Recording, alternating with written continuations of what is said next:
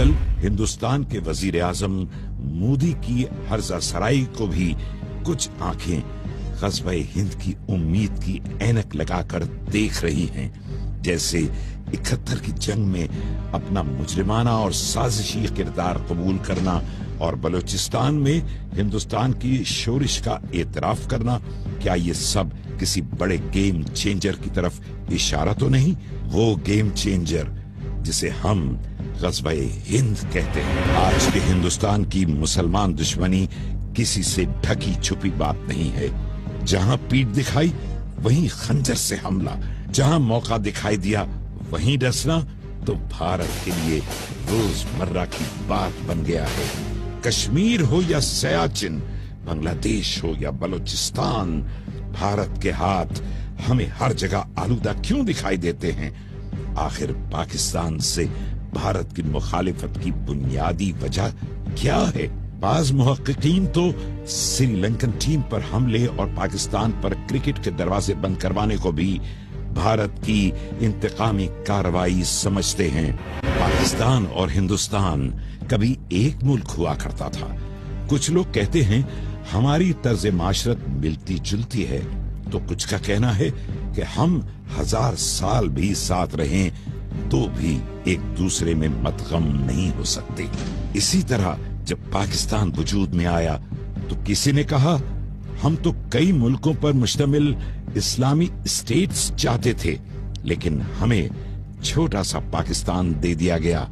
लेकिन किसी ने कहा कि पाकिस्तान हमारे पास अल्लाह का तोहफा है, ये वो वाहिद मुल्क है जो अल्लाह के नाम पर वजूद में आया, और ये पाकिस्तान इस्लाम का किला है। शायद इसी मौके के लिए अल्लामा इकबाल ने कहा था, सबक फिर पढ़ अदालत का, अमानत का, शुजाअत का, लिया जाएगा तुझसे काम दुनिया की इमामत का। यानी मुसलमानों का सुनहरा दौर वापस आने वाला है।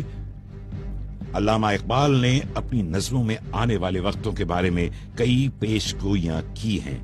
क्या ग़ज़वा हिंद के बारे में उनके किसी शेर में कोई अलामात, कोई तलम्मा, कोई इस्तिआरा मिलता है? हम एक लफ्ज बार बार सुनते हैं, निशात सानिया। ये निशात सानिया क्या है और इसमें पाकिस्तान का क्या किरदार होगा? अफवाज पाकिस्तान दुनिया की बेहतरीन अफवाज में शुमार होती हैं। मुस्लिम दुनिया पाकिस्तान को दुनिया का सबसे मजबूत इस्लामी मुल्क तसव्वुर करती हैं।